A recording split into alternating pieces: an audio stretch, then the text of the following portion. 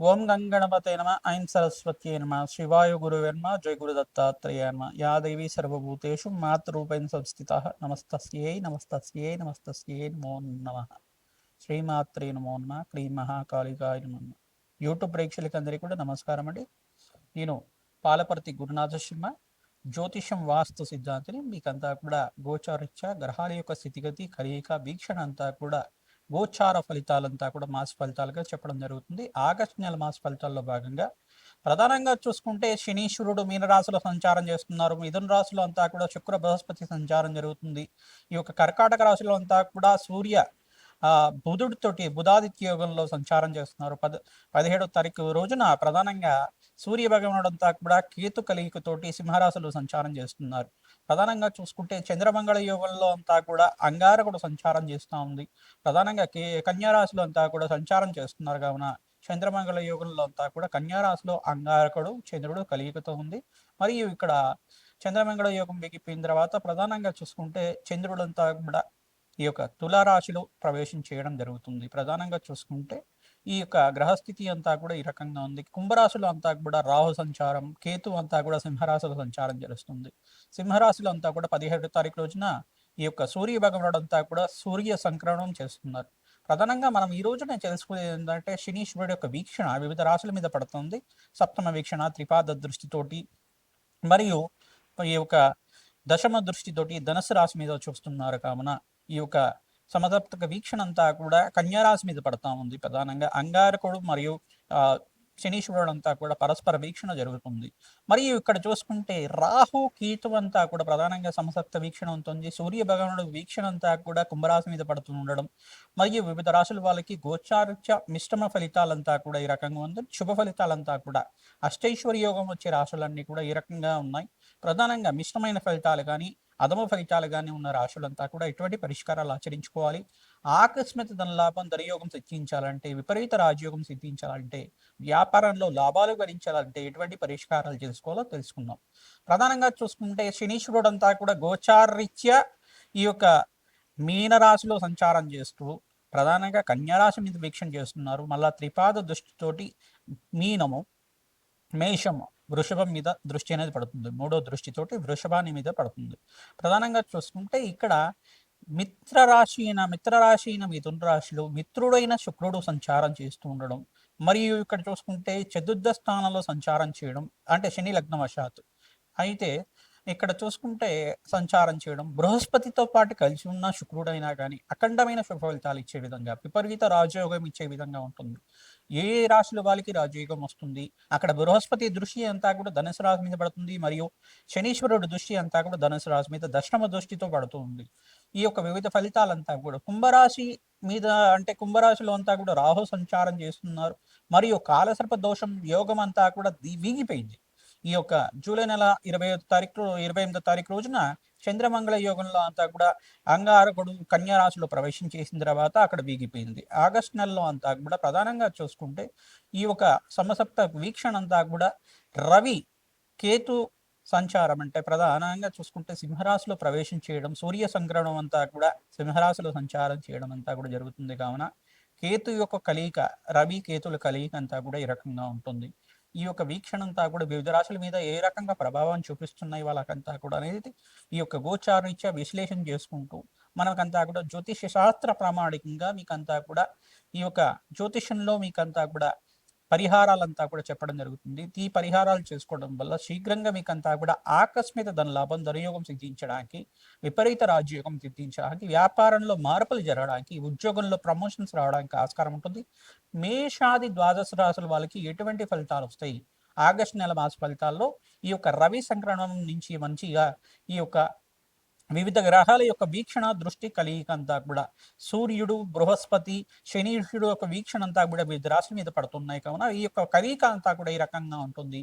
ఖగోళ శాస్త్రంలో అంతా కూడా గ్రహాల యొక్క కలియిక దృష్టి అంతా కూడా ప్రభావం ఈ యొక్క అఖండ పుణ్యప్రదాయంగా ఉంటుంది. మరియు విపరీతంగా కూడా ఉండే గ్రహాలు అనేది ఉంటాయి. ప్రధానంగా శనీశ్వరుడు అంతా కూడా వక్రగతిలో సంచారం చేస్తున్నాడు. వక్రగతిలో సంచారం చేస్తున్నప్పుడు విపరీతంగా బలంగా ఉంటారన్నమాట. విపరీత రాజయోగాన్ని ఇచ్చే విధంగా ఉంటారు. అఖండమైన శుభ ఫలితాలు ఇచ్చే విధంగా ఉంటారు. మరియు ఇక్కడ ఎక్కడైతే ఏలినాటి శని ప్రభావంలో ఉన్నారో మేషాది ద్వాదశ రాశుల జాతకుల్లో ప్రధానంగా కొన్ని రాశులు వాళ్ళకి ఏలినాటి శని ప్రభావం ఉంది, అష్టమ శని ప్రభావం ఉంది, అర్ధాష్టమ శని ప్రభావం ఉంది. కొన్ని రాశులు వాళ్ళకి ఈ రకంగా ఉన్నాయి. ఆ రాశి వాళ్ళ ప్రభావం అంతా కూడా శనీశ్వర ప్రభావం అంతా కూడా కొన్ని దోషాన్ని నివారణ చేసే విధంగా ఉంటాయి.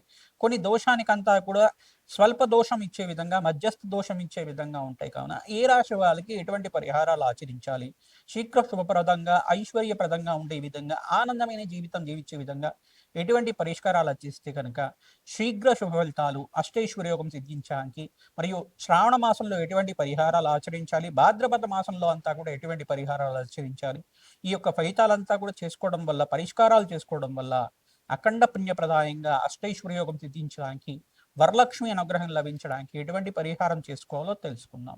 ప్రధానంగా చూసుకుంటే ఈ యొక్క గోచార చక్రం అనేది ప్రధానంగా చూసుకుంటే మానవాళి మీద ప్రధానంగా గోచార చక్రం అనేది ఈ యొక్క గ్రహాల యొక్క స్థితిగతి కలయిక వాళ్ళ సంచారం మేరకు మాత్రమే చెప్పడం జరుగుతుంది. జన్మ జాతకమే ప్రధానమైన జాతకంగా ఉంటుంది, అందరూ కూడా తెలుసుకోవాలి. మీ జన్మ జాతకమే జనించిన సమయానికి జన్మజాతకం అంతా కూడా ఏ సమయానికి అంతా కూడా ఏ గ్రహస్థితి ఉందో అదే శాశ్వత జాతకంగా ఉంటుంది. ఈ గోచార చక్రం అంతా కూడా ఈ దోషానికి ఈ పరిహారం చేసుకుంటే ఈ రకంగా ఉంటుంది.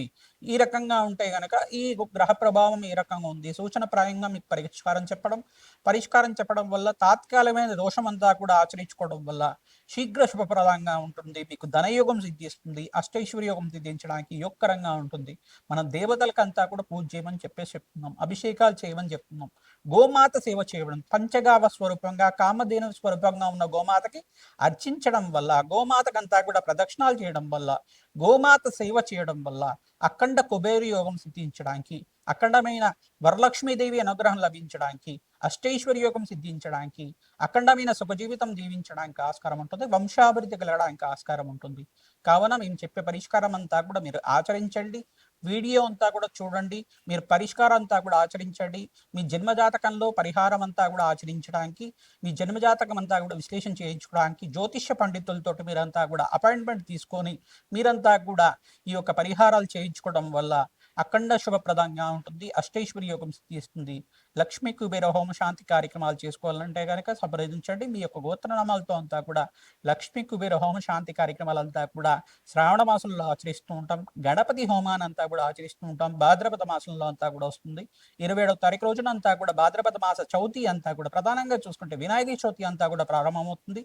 ప్రధానంగా మహాగణపతి ఆరాధన చేసుకోవడం వల్ల అఖండమైన శుభప్రదంగా ఉంటుంది. ఆగస్టు నెల మాస ఫలితాలంతా కూడా విశ్లేషణ చేస్తున్నా కావున వీడియో అంతా కూడా చూడండి, పరిష్కారాలు ఆచరించండి. తద్వారా మీకు అంతా కూడా జగన్మాత అనుగ్రహం అంతా కూడా శీఘ్రంగా లభిస్తుంది. మేషరాశి జాతకుడికి ప్రధానంగా చూసుకుంటే ఆగస్టు నెల మాస ఫలితాల్లో భాగంగా ఈ యొక్క శుక్రుడు బృహస్పతి కలిగంతా కూడా మిథున రాశిలో సంచారం చేయడం, ప్రధానంగా మేషరాశి జాతకులంతా కూడా ఏలినాటి శని ప్రభావంలో ఈ యొక్క ఉన్నారు. కానీ ప్రధానంగా చూసుకుంటే వక్రగతిలో శనీశ్వర సంచారం అంతా కూడా జరుగుతుంది. మీకు స్వల్పంగా దోష నివారణ చేయడానికి ఆస్కారం ఉంటుంది. కావున ఈ వక్రగతిలో శనీశ్వరుడు సంచారం చేసే సమయంలో మీరంతా కూడా ఎవరైతే విశేషంగా వెంకటేశ్వర స్వామి వారికి విశేషంగా పూజ చేస్తూ ఉంటారో, శివుడికంతా కూడా విశేషంగా పూజ చేసుకోవడం వల్ల, పరమేశ్వరుడికంతా కూడా చెరుకు రసంతో నారికేల జలంతో అభిషేకం చేయించడం వల్ల శీఘ్రంగా మీకంతా కూడా ఏలినాటి శని ప్రభావం నుంచి బయటపడడానికి ఆస్కారం ఉంటుంది. ప్రభావం అంతా కూడా ఎక్కువగా లేకుండా సామాన్య దోషంగా ఉండడానికి ఆస్కారం ఉంటుంది. శనీశ్వర ప్రీతికరంగా కాలభైరవ స్వామి దేవాలయంలో కూష్మాండ దీపాన్ని వెలిగించాలి. తద్వారా మీకున్న శనీశ్వర దోష నివారణ జరుగుతుంది. అఖండ పుణ్యప్రదాయంగా ఉంటుంది. జన్మ జాతకంలో శనీశ్వరుడు దోషకారిగా ఉన్నారా లేదో చూసుకోవాలి. గోచారీత్యా ఏలినాటి శని ప్రభావం ఉంటుంది. కావున ప్రధానంగా ఈ యొక్క శుక్రుడికి ప్రీతికరంగా బొబ్బర్లు దానం చేసుకోవడం వల్ల విపరీత రాజయోగాన్ని ఇచ్చే విధంగా ఉంటుంది. మహాలక్ష్మీదేవికి అంతా కూడా వరలక్ష్మీదేవి పూజా విధానం అంతా కూడా విశేషంగా తామర పూలతోటి, మల్లెపూలతోటి, ఈ యొక్క మారేడు దళాలతోటి, బిల్వ దళాలతోటి అంతా కూడా అర్చన చేసుకోవడం వల్ల, సుగంధ ద్రవ్యాలతోటి అమ్మవారికి అంతా కూడా అభిషేకం చేయించడం వల్ల, విశేషంగా పసుపుతోటి ఆడిచ్చిన పసుపుతో అభిషేకం చేయించుకోవడం వల్ల శీఘ్రంగా మీకంతా కూడా మహాలక్ష్మీదేవి కరుణా కటాక్ష వీక్షణలంతా కూడా లభించి అష్టైశ్వర్య యోగము, లక్ష్మీ కుబేర యోగం సిద్ధించడానికి ఆస్కారం ఉంటుంది. వరలక్ష్మీదేవి అనుగ్రహం వల్ల మీకంతా కూడా రాజయోగం సిద్ధించడానికి, అష్టైశ్వర్యోగం సిద్ధించడానికి, ఇంట్లో శుభకార్యాలు, వివాహాది శుభకార్యాలు కానీ, గృహయోగం సిద్ధించడానికి ఆస్కారం ఉంటుంది. బంధుమిత్రులతో సహాయ సహకారాలు అందిస్తూ ఉంటారు. ప్రధానంగా మీకంతా కూడా ఇంట్లో ఆహ్లాదకరంగా వాతావరణం ఉంటుంది. శత్రువులంతా కూడా మిత్రులు అవడానికి ఆస్కారం ఉంటుంది. ప్రధానంగా ఇక్కడ శుక్రుడు మరియు బృహస్పతి సంచారం అంతా కూడా కలియిక జరుగుతుంది. కావున మీకంతా కూడా మిత్రస్థానంలో అంతా కూడా సంచారం చేయడం యోగకరంగా ఉంటుంది. మీకంతా కూడా విపరీత రాజయోగంగా మారుతుంది. మీకంతా కూడా మిత్రులంతా కూడా మీకు సహాయ సహకారాలు అందిస్తూ ఉంటారు. వ్యాపారంలో మార్పులు జరగడానికి, మీకు ఉద్యోగంలో ప్రమోషన్స్ లభించడానికి, నూతన ఉద్యోగాలంతా కూడా లభించడానికి ఆస్కారం ఉంటుంది. ఇక్కడ బుధాదిత్య యోగంలో అంతా కూడా సూర్య భగవానుడు సంచారం చేస్తున్నాడు. 17వ తారీఖు తర్వాత ఇక్కడ కేతుతో పాటు సంచారం చేస్తున్నాడు. పంచమస్త సూర్య దోషం అనేది ఉంటుంది ప్రధానంగా. అంటే కేతుతో పాటు కలిసిన సూర్య భగవానుడు అంతా కూడా పంచమ స్థానంలో సంచారం చేయడం, మరియు ఇక్కడ ఉద్యోగ స్థానంలో, సంతాన స్థానంలో సంచారం చేయడం అనేది మీకంతా కూడా స్వల్పంగా దోషకారిగా ఉండడం జరుగుతుంది. సూర్య భగవాన్ ప్రీతికరంగా గోధుమలు కానీ, గోధుమ పిండి కానీ బ్రాహ్మణులకు దానం చేయడం, ప్రతినిత్యం కూడా ఓం సూర్యాయ నమ, అర్కాయ నమ, మిత్రాయ నమ, భానవే నమ, పూషాయ నమ, మార్తాండాయ నమ, ప్రచండ తేజీ నమ, ఆరోగ్యకర్తే నమ, భానవే నమో నమ అనే నామాలతోటి ప్రతినిత్యం కూడా సూర్య భగవానికి సూర్య నమస్కారాలు చేసుకోవడం వల్ల అఖండ రాజయోగం సిద్ధిస్తుంది. ప్రతినిత్యం కూడా శ్రీమాత్రే నమ, శ్రీమాత్రే నమ, శ్రీమాత్రే నమ అని నామాన్ని ప్రతినిత్యం కూడా జపాన్ని ఆచరించండి. ప్రధానంగా చూసుకుంటే స్ఫటికమాలతో కానీ, రుద్రాక్షమాలతో కానీ జపాన్ని ఆచరించుకోవడం వల్ల అఖండ శుభప్రదాయంగా ఉంటుంది. గోమాత సేవ విశేషంగా మేషరాశి జాతకులంతా కూడా చేస్తూ ఉండాలి. గోమాత సేవలు భాగంగా ప్రధానంగా పచ్చిక, తెలగపిండి, గ్రాసం ప్రతిరోజు కూడా గోమాతకంతా కూడా పెడుతూ ఉండడం వల్ల, సమర్పిస్తూ ఉండడం వల్ల, మీ చేతితోటి అంతా కూడా పెట్టడం వల్ల, ఎప్పుడైతే గోమాత యొక్క నాలికంతా కూడా మీ అరిచేతికి తగులుతుందో, కుడి చేతికంతా కూడా అరిచేతికి తగులుతుందో, గోమాత అనుగ్రహం మీకంతా కూడా కామధేను అనుగ్రహం అంతా కూడా లభిస్తుంది. అఖండ శుభప్రదాయంగా ఉంటుంది.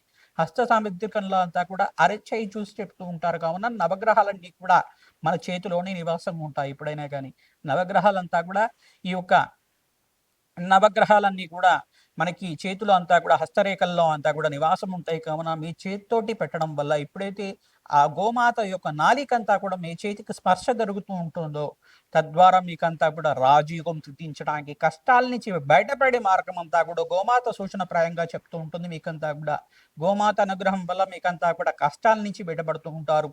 ఈ యొక్క ధనాదాయం పెరగడానికి, విపరీత రాజయోగం సిద్ధించడానికి ఆస్కారం ఉంటుంది. ప్రధానంగా నవగ్రహ దేవాలయంలో నవగ్రహాలకి అభిషేకం చేయించుకోవడం కానీ, ఆంజనేయ స్వామివారి దేవాలయంలో నాగవల్లి దళార్చన పూజా విధానం చేసుకోవడం కానీ, వరలక్ష్మీదేవి ఆరాధనలో భాగంగా మీరంతా కూడా తామర పూలతోటి మరియు తేనెతోటి, తామర గింజలతోటి యజ్ఞాది కృతులు ఆచరించుకోవడం, ప్రధానంగా శాంతి హోమాది కార్యక్రమాలు చేసుకోవడం వల్ల విపరీత రాజయోగం సిద్ధిస్తుంది. ప్రధానంగా విశేష ద్రవ్యాలతోటి, తెల్ల ఆవాలతోటి శ్రీసూక్త విధానంగా మూలమంత్ర సహితంగా అంతా కూడా సంపుటితంగా చేసుకుంటూ ఈ యొక్క విశేషమైన లక్ష్మీ కుబేర శాంతి హోమాది కార్యక్రమాలు ఆచరించుకోవడం వల్ల, వరలక్ష్మీదేవి ఆరాధన చేసుకోవడం వల్ల అఖండ శుభప్రదాయంగా ఉంటుంది. మీకంతా కూడా ధనాదాయం పెరుగుతుంది. మనశ్శాంతమైన జీవితం జీవించడానికి ఆస్కారం ఉంటుంది.